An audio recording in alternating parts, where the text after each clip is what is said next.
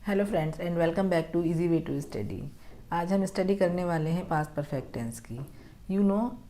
हम पता है क्या करते हैं, पास्ट परफेक्ट टेंस का यूज़ बहुत कम करते हैं अपनी लाइफ में। जब भी हम इंग्लिश बोलते हैं तो we can speak without past perfect tense, और इट मे बी, ये हो सकता है क्योंकि पास्ट परफेक्ट को हम नहीं यूज़ करते हैं, उसके प्लेस पर हम यूज़ कर लेते हैं पास्ट इंडेफिनिट, जो कि सेम वर्क करता है। बट आज हम पढ़ने वाले हैं पास्ट परफेक्ट, तो आपको आज पढ़ना ही पड़ेगा past perfect tense. So this is part 8 of English grammar classes. Let's start before any delay. So past perfect को हम कैसे पहचानेंगे? एक्चुअली इसमें दो इवेंट होते हैं, एक पहले हो चुका होता है और एक बाद में हो चुका होता है। तो बच्चे कंफ्यूज रहते हैं कि वो जो इसकी पहचान है, जो इसका स्ट्रक्चर है, that is had plus third form of verb. तो बच्चे परेशान होते हैं, कंफ्यूज होते हैं कि हम हैड प्लस वर्ब की थर्ड फॉर्म कौन से वाले क्लॉज में लगाएं, कौन सा एक्शन जो है। जैसे कि एक मैं एग्जांपल लेती हूँ, मेरे स्टेशन जाने से पहले ट्रेन छूट चुकी थी या ट्रेन चली गई थी।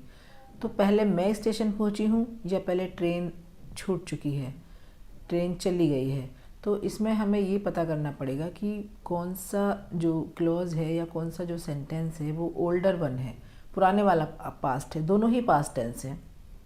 मेरे जाने से पहले मैं भी पास्ट में जा रही हूँ स्टेशन पे, स्टेशन से जो ट्रेन छूट रही है, जा रही, वो भी पास्ट में जा रही है। तो कौन सा ओल्डर वन है? तो मेरे पहुँचने से पहले, मैं तो बाद में पहुँची हूँ ना, पहले तो ट्रेन चली गई थी।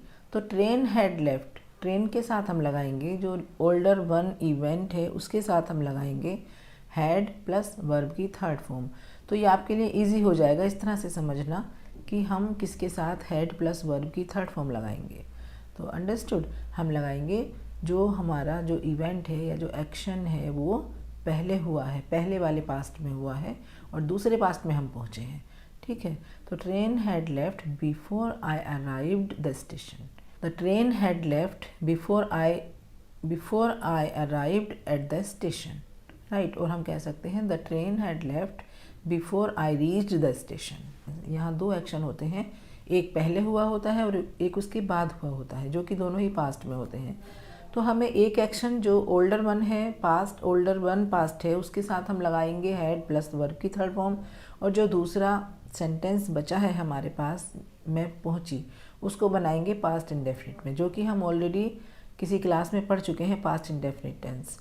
सो this is the combination of two tense, एक तो पास्ट परफेक्ट जो कि अभी हम चला रहे हैं, पास्ट परफेक्ट जिसके लिए वीडियो बनी है, और दूसरा पास्ट इंडेफिनिट जिसमें हम वर्ब की सेकेंड फॉर्म लगाते हैं। Let's see some examples. मेरे पास पैसे नहीं थे क्योंकि मेरा पर्स खो गया था। तो पहले पर्स खोया था या पहले पैसे नहीं थे?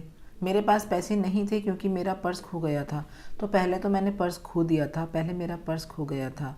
तो आई डिडंट हैव मनी, इसको मैं चाहे पहले बनाऊं या इसको चाहे मैं सेंटेंस के बाद में बनाऊं, जो काम हमारा बाद में हुआ है, जो पास्ट सेकंड वन वाला पास्ट है, उसको चाहे मैं शुरू में बना दूं या मैं उसको लास्ट में बना दूं, लेकिन मैं उसको बनाऊंगी पास्ट इंडेफिनिट में ही। तो आई didn't have money, I did not have money because क्या हुआ था? क्योंकि मेरा पर्स खो गया था। अब ये हमारा इवेंट पहले हुआ था, ये वाला जो एक्शन है ये पहले हुआ था। बिकॉज आई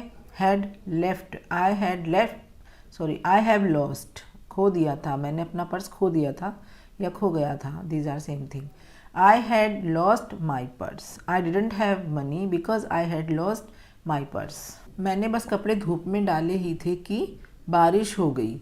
तो पहले कौन सा एक्शन हुआ था? मैंने बस कपड़े धूप में डाले ही थे कि बारिश हो गई। पहले तो मैंने कपड़े डाल दिए थे, बाद में बारिश हुई है। तो पहले मैंने कपड़े डाले थे धूप में।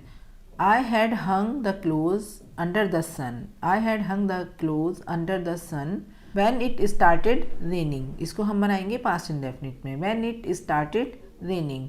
I had hung the clothes under the sun when it started raining.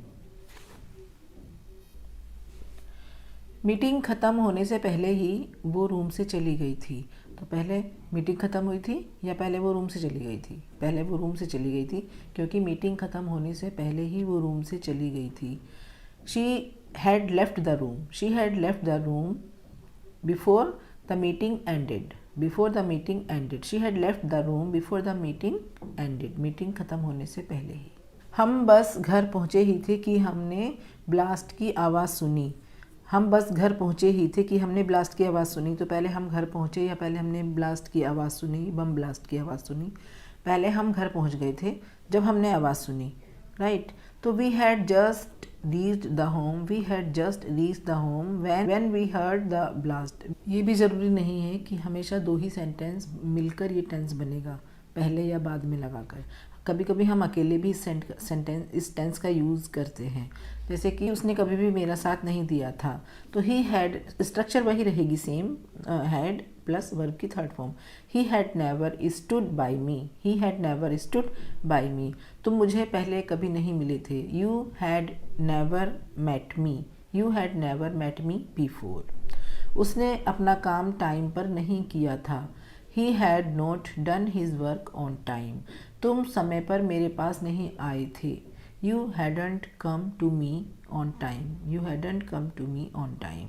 तो इस तरह से हम सिंगल करके भी बना सकते हैं। ज़रूरी नहीं है कि दो ही सेंटेंस या दो ही क्लोज मिलाकर हम इस सेंटेंस को बनाएंगे। Let's see one more sentence. अध्यापक के क्लास से जाने के बाद, टीचर के क्लास से जाने के बाद बच्चे शोर करने लगे।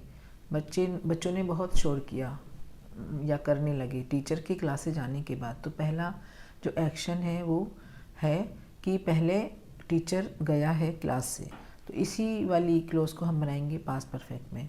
The children started making noise और the children started talking after the teacher had left the class, after the teacher had left the class.